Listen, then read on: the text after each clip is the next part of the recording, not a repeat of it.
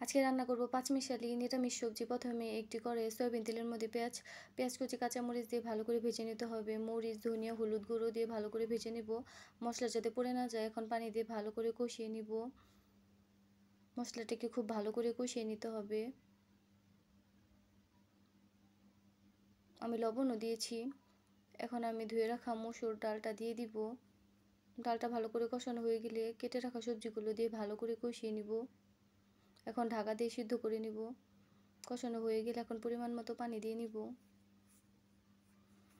সবজিটা হয়ে আসলে এখন আমি বাগারের জন্য পেঁয়াজ কুচি, রসুন কুচি, তেজপাতা, একটু শুকনো মরিচ ভেঙে ভালো করে ভেজে নিব। আস্ত জিরা দিব। ভালো করে ভেজে নিতে হবে।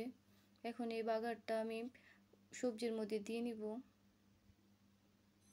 ভালো করে মিশিয়ে নিতে হবে। নামানোর আগে ভাজা জিরে করে দিয়ে নিব।